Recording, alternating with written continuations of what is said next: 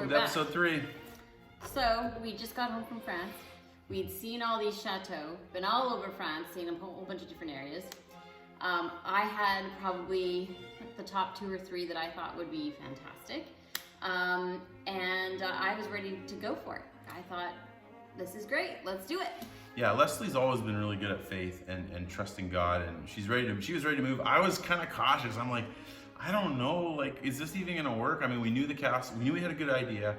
We knew the castles were amazing, but would students even want to come? Like, could we get kids to come join us? So I started putting up conditions. I was like, well, how about, why don't we see, first of all, if we could even, do this? Let's do a trial run. Let's take a plunge. Let's go for a year, and we'll see if anyone will join us, and we'll do this study abroad program. So then we had an idea. One of the chateaux that we actually went to see was owned by a UK lady. And it happened that our realtor hadn't shown up for that appointment. So she met with us. So we actually got to talk to the homeowner. Yeah. And then we thought, I wonder if she wants to rent for a month. So we wrote her, and sure enough, she said she would rent. And so we rented the chateau, and we came over for 2 months. And it was amazing. It was. We had a lot of students excited about it right off the get-go. And we had a fantastic crew of students that decided to join us. We ended up with just a great group. We really did. They were fantastic, and we all bonded together and created our own little sense of family. We went to a ton of different cities. We went to Rome and Venice and Germany and Munich. Yeah, we went to 9 countries. We saw all kinds of things. And there's just nothing like studying abroad for learning, because you're standing on a World War II battlefield, learning about World War II. There's history and education everywhere. Ancient Rome, and history comes alive when you're actually there. And that was part of what we were after, because 6 hours of our 12 transferable credits were, European cultural geography and introduction to French society. But then also, we took some good time reading through the Bible and studying the Bible, and we did an introduction to New Testament and Old Testament course. And we'd spend 4 hours a day reading, and it was amazing. A lot of the students had never read through the Bible straight through.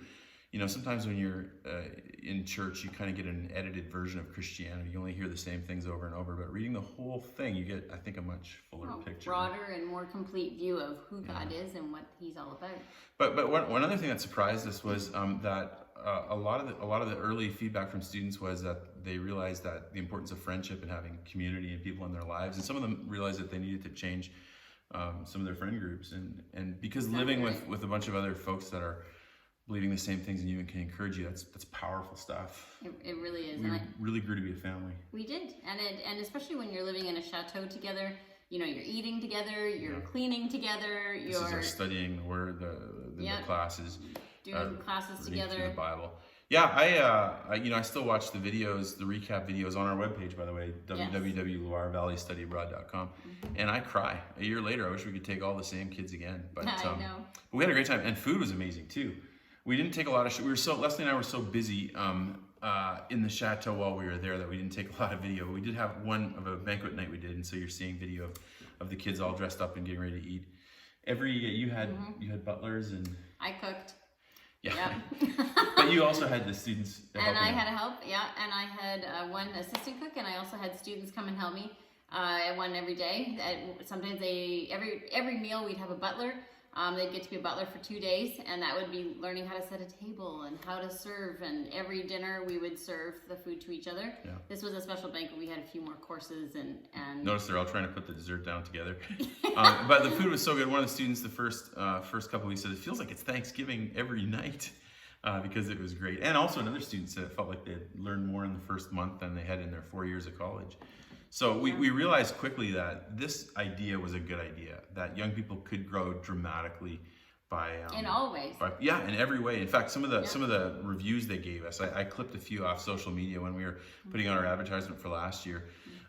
A bunch of them, just on their own accord, shared our stuff and wrote some really kind things, because it was an awesome experience. It was. I think whenever you're away from home with a group of people that you get to know really well, and you're experiencing things that you've never experienced before, and experience history and learning and education in different cultures all together, it changes who you are. So we were encouraged, and we came to realize that, the chateaus are great, the students are interested, this is an idea. But there's still one question. Could we afford to come up with the money? Could we buy one of these castles? Could we get the finances together? Could we get over to Europe? Could we get visas? That was the big challenge in front of us. Lots of pieces to the puzzle that we still didn't know. Not simple for episode 4. Thanks for watching, everybody.